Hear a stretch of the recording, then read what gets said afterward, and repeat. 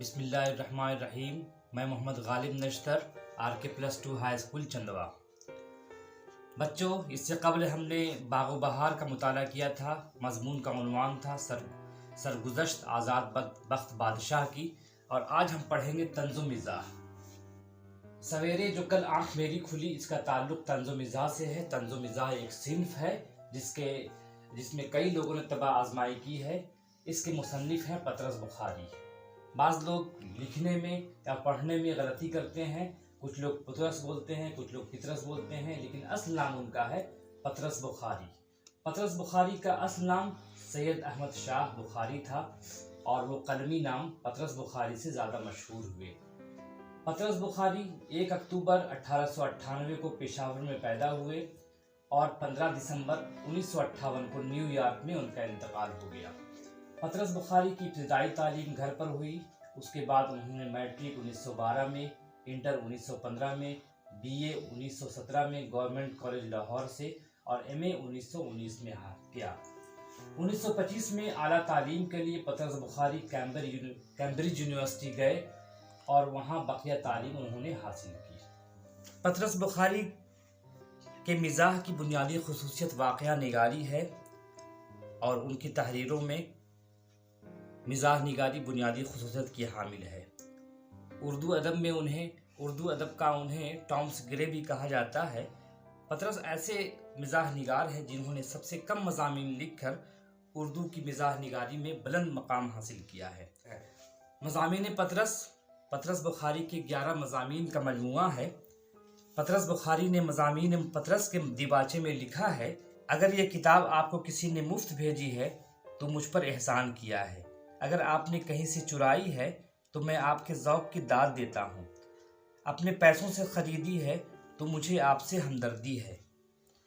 اب بہتر یہی ہے کہ آپ اس کتاب کو اچھا سمجھ کر اپنی حماقت کو حق بجانب ثابت کریں۔ مضامین پطرس میں کل 11 مضامین شامل ہے، جس کے عنوان کچھ یوں ہیں: نمبر 1 ہاسٹل میں پڑھنا، نمبر 2 سویرے جو کل آنکھ میری کھلی، نمبر 3 کتے، نمبر 4 اردو کی آخری کتاب، نمبر 5 میں ایک میاں ہوں، نمبر 6 مرید پور کا پیر، نمبر 7 انجام بخیر، نمبر 8 سنیما کا عشق، نمبر 9 میبل اور میں، نمبر 10 مرحوم کی یاد میں، اور نمبر 11 لاہور کا جغرافیہ۔ ان مضامین میں ہاسٹل میں پڑھنا، سویرے جو کل آنکھ میری کھلی، سنیما کا عشق وغیرہ کافی اہمیت کی حامل ہیں، اور اردو ادب میں اسے خاصی پذیرائی ملی ہے۔ واضح رہے کہ مضامین پطرس کے پہلے ایڈیشن کا دیباچہ رشید احمد صدیقی نے لکھا ہے۔ اب آتے ہیں ہم لوگ طنز و مزاح کی طرف کہ طنز و مزاح کیا چیز ہے۔ جیسا کہ ہم بورڈ پہ دیکھ رہے ہیں، طنز کے معنی ہوتے ہیں طعنہ، کسی کو طعنہ دینا طنز کہلاتا ہے، جسے انگریزی میں سٹائر کہتے ہیں، اور مزاح کے معنی ہوتا ہے خوش طبعی، جسے انگریزی میں ہیومر کہتے ہیں۔ لغت میں طنز کے معنی طعنہ کے ہیں۔ ادبی اصطلاح میں اس لفظ کے لیے حجو یا تنقیص اور عام بول چال میں تمسخر اور لعن طعن وغیرہ کا استعمال کیا جاتا ہے، مگر ان تمام اصطلاحوں میں طنز ہی ایسا لفظ ہے جو انگریزی زبان کے سٹائر کی صحیح عکاسی کرتا ہے۔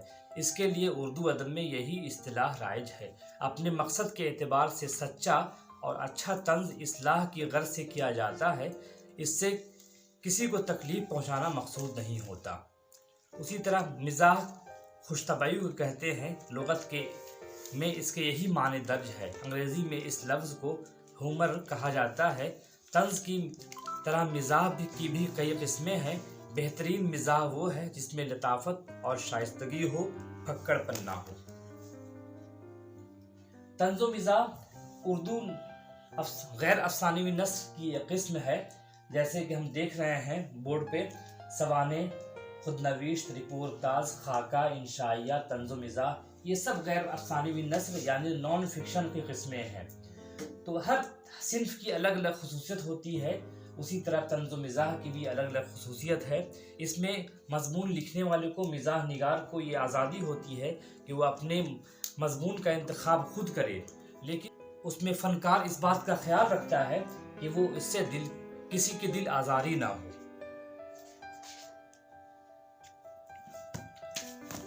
اب ہم لوگ آتے ہیں سویرے جو کل آنکھ میری کھلی کا متن پڑھتے ہیں تاکہ ہمیں سمجھ میں آ جائے کہ طنز و مزاح کہتے کسے ہیں۔ گیدڑ کی موت آتی ہے تو شہر کی طرف بھاگتا ہے، ہماری جو شامت آئی تو ایک دن اپنے پڑوسی لالا کرپا شنکر جی برہمچاری سے برسبیلے تذکرہ کر بیٹھے کہ لالا جی امتحان کے دن قریب آئے جاتے ہیں، آپ سحر خیز ہیں، ذرا ہمیں بھی صبح جگا دیا کیجیے گا۔ وہ حضرت بھی معلوم ہوتا ہے بھوکے بیٹھے تھے۔ دوسرے دن اٹھتے ہی انہوں نے ہمارے دروازے پر مکے بازی شروع کر دی۔ کچھ دیر ہم سمجھے کہ خواب ہے، ابھی سے کیا فکر کرنا، جب جاگیں گے تو لاہور پڑھ لیں گے، لیکن گولہ باری لمحہ بلمحہ تیز ہوتی گئی اور صاحب جب کمرے کی چوبی دروازے لرزنے لگی، سراہی پر رکھا ہوا گلاس جلترنگ کی طرح بجنے لگا اور دیوار پر لٹکا ہوا کیلنڈر پینڈولم کی طرح ہلنے لگا تو بیداری کا قائل ہونا ہی پڑا۔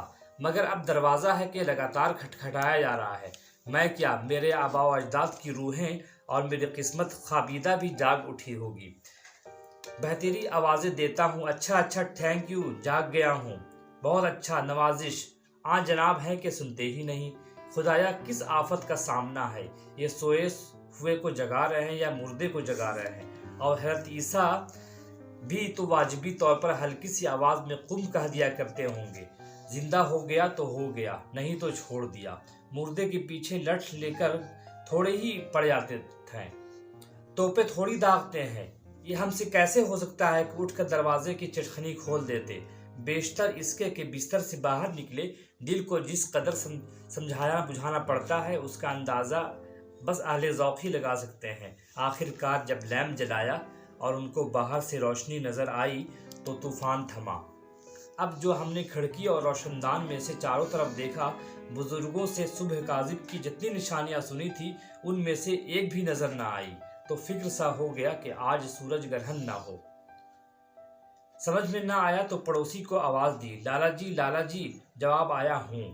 میں نے کہا آج کیا بات ہے، اندھیرا اندھیرا سا لگتا ہے۔ کہنے لگے تو اور کیا، 3 بجے ہی سورج نکل آئے۔ 3 بجے کا نام سن کر ہوش اڑ گئے، چونک کر پوچھا کیا کہا تم نے، 3 بجے ہیں؟ کہنے لگے 3 تو نہیں، کچھ 7:30 منٹ اوپر نیچے ہیں۔ میں نے کہا ارے او کم بخت، خدائی فوجدار، بدتمیز کہیں کے، میں نے تجھ سے یہ کہا تھا کہ صبح جگا دینا، یا یہ کہا تھا کہ سرے سے سونے ہی دینا؟ 3 بجے جاگنا بھی کوئی شرافت ہے؟ ہمیں تم نے کوئی ریلوے گارڈ سمجھ رکھا ہے؟ 3 بجے ہم اٹھ سکا کرتے تو آج دادا جان کے منظور نظر نہ ہوتے۔ 3 بجے اٹھ کر ہم زندہ رہ سکتے ہیں؟ امیر زادے ہیں کہ کوئی مذاق ہے؟ لا حول ولا قوت۔ دل چاہتا تھا کہ عدم تشدد کو خیر بات کہہ دوں، مگر پھر خیال آیا کہ بنی نوع انسان کی اصلاح کا ٹھیکہ تو ہم نے نہیں لے رکھا ہے، ہمیں اپنے کام سے غرض۔ لیمپ بجھایا اور بڑبڑاتے ہوئے پھر سو گئے، اور پھر حسب معمول نہایت اطمینان سے بھلے آدمیوں کی طرح 10 بجے اٹھے، 12 بجے تک منہ ہاتھ دھویا اور 4 بجے چائے پی کر ٹھنڈی سڑک کی سیر کو نکل گئے۔ یہ پورا اقتباس ہے، پورا مضمون ہے، جس کا خلاصہ کچھ یوں ہے۔ پطرس بخاری بات سے بات پیدا کرنے کے ہنر میں یکتا ہے۔ یہاں بھی وہ بات یوں شروع کرتے ہیں کہ گیدڑ کی موت آتی ہے تو شہر کی طرف بھاگتا ہے، ہماری جو شامت آئی تو ہم نے اپنے پڑوسی لالا جی سے درخواست کر ڈالی کہ وہ صبح سویرے ہمیں جگا دیا کرے۔ وہ حضرت فوراً تیار بھی ہو گئے، اور دوسرے دن بہت صبح ان حضرت نے بری طرح دروازہ کھٹکھٹایا اور جب تک جواب نہ ملا اپنے عمل کو جاری رکھا۔ جواب ملتے ہی وہ وہاں سے رخصت ہوئے۔ پطرس صبح سویرے اٹھ تو گئے، ادھر کے کئی کام بھی کر ڈالے، مگر صبح کے آثار پھر بھی نظر نہ آئے تو ایک بار پھر بستر کو رخ کیا، اور پھر دوبارہ جب آنکھ کھلی 10 بجے کا عمل تھا۔ جب دن میں لالا جی نے دریافت کیا کہ بعد میں آپ نے جواب کیوں نہیں دیا، تو فوراً نماز کا عذر پیش کیا۔ یہاں اس بات کا ذکر کرنا بھی لطف رہے گا کہ لالا جی نے مصنف کو رات کے 3 بجے ہی جگا ڈالا تھا۔ اب ہر روز لالا جی 3 بجے انہیں جگاتے اور یہ حضرت جواب دے کر دوبارہ نیند میں ڈوب جایا کرتے تھے۔ پطرس نے پرلطف انداز میں لالا جی کے اس عذاب لالا کا ذکر کیا ہے کہ پڑھ کر قاری کے لبوں پر بے ساختہ تبسم دوڑنے لگتا ہے۔ واضح ہوا کہ پطرس بخاری نے طنز و مزاح میں اپنا نام پیدا کیا ہے۔ ان کی زبان بہت شستہ، شائستہ اور آسان ہوتی ہے۔ انہوں نے بہت مختصر مضامین لکھے ہیں، لیکن ان مضامین میں انہوں نے کئی معرکے کے مضامین لکھے ہیں، جس طرح سے سینما کا عشق، لاہور کا جغرافیہ، ہاسٹل میں پڑھنا، سویرے جو کل آنکھ میری کھلی۔ اس طرح کے مضامین معرکے کے ہیں اور اردو ادب میں ہمیشہ یاد کیے جائیں گے۔ بہت شکریہ۔